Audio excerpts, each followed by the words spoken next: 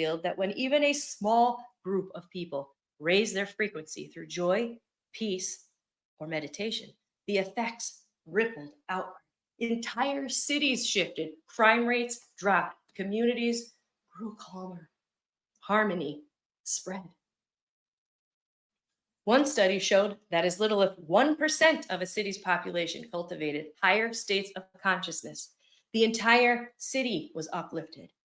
And when groups reached the size of just the square root of 1% of a population, the effect rippled across entire nations, even the globe.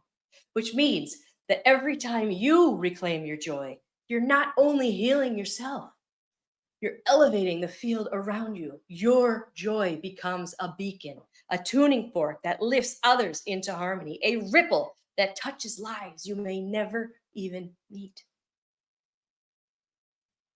I want you to grow quiet for a moment now and picture this with me. Close your eyes if it helps.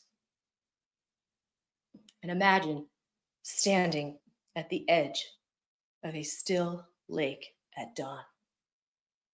The surface is black, silent, and untouched. Now, drop a single pebble into the water. What happens? Ripples, expanding outward in perfect circles. One small stone touches the entire lake. This is how joy works. This is the Maharishi effect made visible. When even a small number of people raise their frequency, the ripples reach far beyond them. Crime rates shift, communities calm, and harmony spreads. So when you reclaim your joy, it doesn't stop with you. You are the pebble in the water. You are the tuning fork. Your joy ripples into your family, your neighborhood, your city, even the world. So I want to share some other experiences from this year with you. During another meditation, I found myself out on the astral. I entered a large door. It was made of knotty, twisted wood, and had these green leaves coming out at top and this really ornate handle. And through that door was a large, clear body of water in a forest clearing. The flowers were the sweetest I've ever smelled, and the colors were so vibrant and plentiful, every color you could imagine. And there, from a large, crystal clear body of water, a mermaid appeared. Her name was Akasha, and she shimmered with a blue-green tail and this flowing brown hair. And she took one of her scales from her tail and looked into my eyes, placed it in my right hand. And this is another thing I'll never forget the weight of in the palm of my right hand.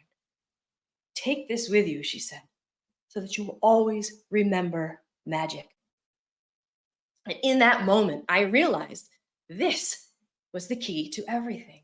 Her gift was more than symbolic. It was a reminder. Joy begins when we remember that magic and enchantment still live in our world, still lives within us, if only we are willing to pause long enough and open our minds to see it. And during that same experience, I found a second door. This time, it was a crystalline ice mirror, though I didn't feel the cold.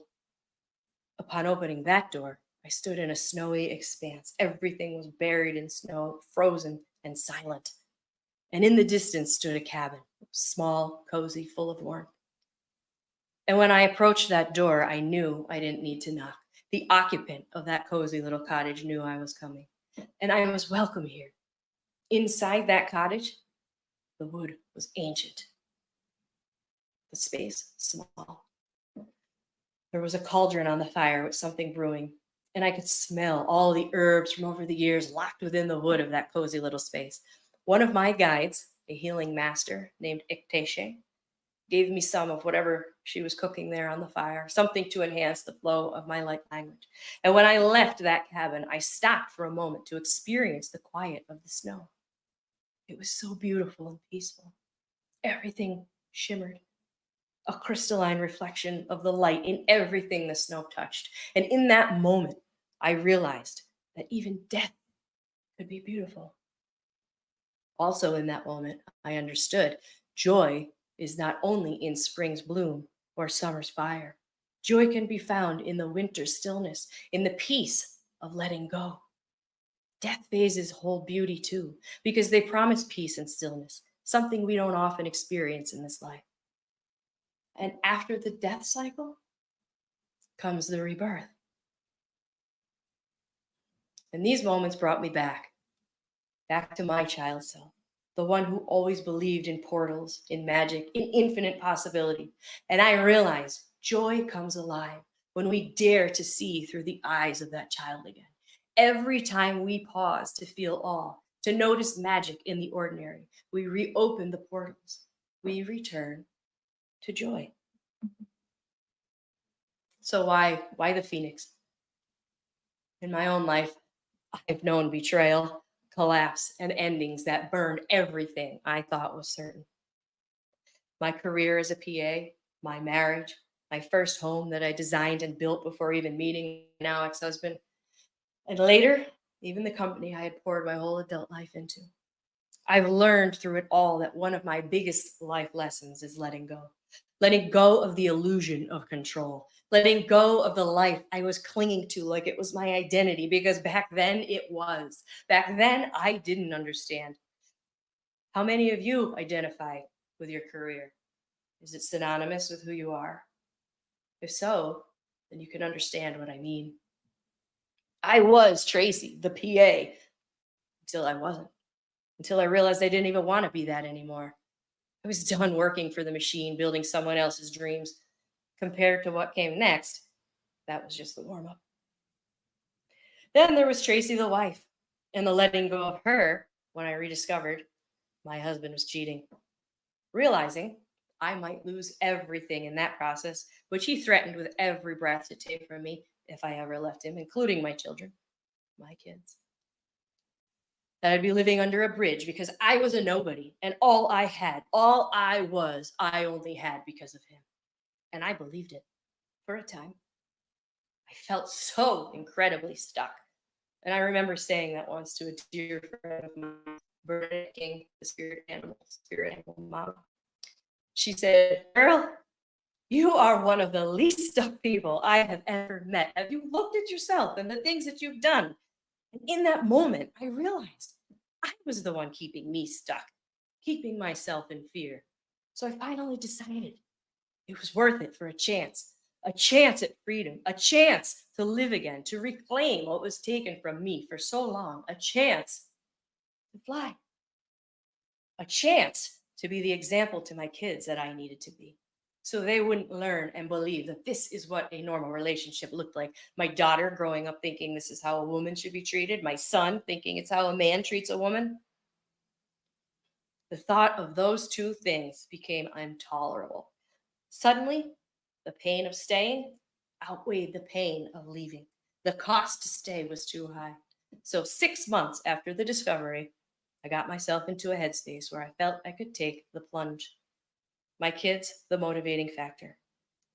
I didn't know if I would fall or fly, but I decided anything was better than where I was standing. So I looked over the ledge and I jumped. And you know what? My wings grew and I learned to fly for the first time. I soared higher than I ever could have dreamed, higher than I could have ever done if I had stayed. Sometimes you have to jump and trust your wings to grow. And just when I thought the worst was behind me, it happened again. Through the divorce, I made every effort to maintain our business relationship. That was the area that worked. About 2 years ago, I discovered he had begun taking many of our top clients. Then he quit abruptly, dropping cases mid-case, leaving me to repair relationships and manage the fallout with frustrated clients. And when it became necessary to set boundaries, I issued a cease and desist letter. In response, he filed a lawsuit against me and the company. After 9 months, the case dropped due to lack of evidence. But that time, the strain and the disruption had already taken their toll. In less than 2 years, everything I had spent my entire adult life building evaporated. PA school, law school, cultivating a thriving business was ripped out from under me by one person. I was stunned by how incredibly effective one destructive person could be. And as I watched everything I had ever worked for get ripped away, I heard the universe calling my name again. As everything I worked for, my sense of security, the financial stability for myself and my kids, dissolved like the house built on sand gets washed away when the tide goes out. The phoenix whispered again in my ear, "We are built for this. We come back stronger every time." And I won't deny it. For a time, I was crushed. I kept trying to find that joy outside of myself until someone asked the right question, and I discovered my purpose. It was never about the alcohol, not really. It was so much bigger than that. I wasn't numbing, I was reaching. I was longing for the freedom I once knew as a child, when laughter came easily, when I wasn't afraid of judgment, when I didn't need a substance, and joy was my natural state. And in that realization, I saw the phoenix rising, because I finally understood I could not borrow joy. I had to reclaim it. The frequency I was chasing was never lost. It was within me all along. And this time, when I rose, it was not because I was unscarred. It was because I chose to carry the embers of my own magic forward. That's what reclaiming joy truly is. The courage to rise again and again, carrying the spark of your magic into every new beginning. The phoenix teaches us that joy is not just about light. It is forged in fire. Joy and magic are what help us rise from the ashes stronger, clearer, freer. This time, when the universe knocked on my door, calling me back to my purpose, I answered. And in the words of J.K. Rowling, rock bottom became the solid foundation on which I rebuilt my life. So here's what I want you to carry from today. They will try to take your joy from you and from your children, but you mustn't let them. And when we rise in joy, we do not rise alone. Remember the Maharishi effect. It tells you that your joy doesn't stop with you. It vibrates outward. It touches your children, your neighbors, your community, even your city. Nelson Mandela said, "Don't judge me by my success. Judge me by how many times I fell down and got back up." And Rumi said, "The wound is the place where the light enters you." And today, I am telling you that joy is a frequency, a remembrance, a sacred medicine. Joy is a revolutionary act. Joy is how we change the world. I invite you to remember, to reclaim your magic, and to rise in joy. Because life is going to happen, and we must return to joy every time.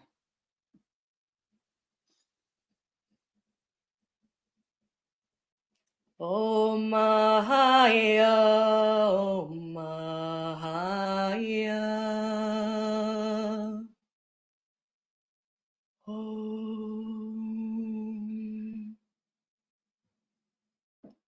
Thank you.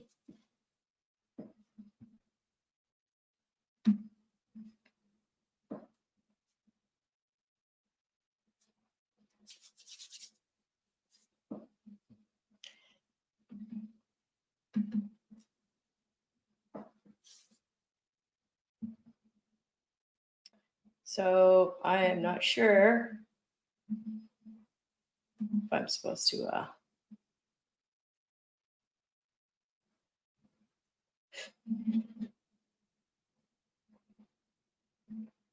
answer questions or what I'm supposed to do here next. Sorry.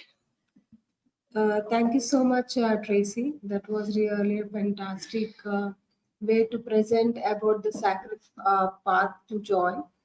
And also, there are a lot of questions in the inbox. You can check it out. So Okay.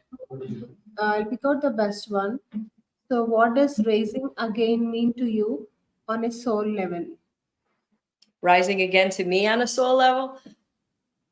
Well, as I said in my talk, it's something I have done over and over so many times in my life, and to me, it always comes back to the letting go theme. Everything. When every time I see stuff that happens in my life, it's always when I'm trying to cling so tightly to something, and just being able to let go of those things and rise from that. It's like the weight drops, and you're able to fly. I don't know if that Mm-hmm. answers the question. Wow. Yes, that answered your other question.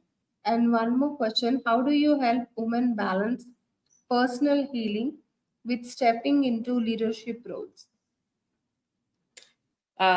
Well, it's really about reclaiming your own power, and so my support and how I do that is helping individuals go within and find the power within themselves to be who they're here to be, and find their soul's purpose, the meaning. What did they come here for? What did I come here to do? And so I connect people to their spiritual self and get them. They actually go through and get the answers. I don't really necessarily provide anything other than facilitating the space for them to get the answers they're seeking. Mm-hmm. Wonderfully explained the questions. Hope whoever questioned this, they got the answer. Thank you so much for joining this Day 1 Global Virtual Summit 2025 and sharing your story with us. Thank you. And please do join our next speaker sessions as well and encourage them with your questions and with your love. Thank you. You have a great day. Thank you. You too. Thank you.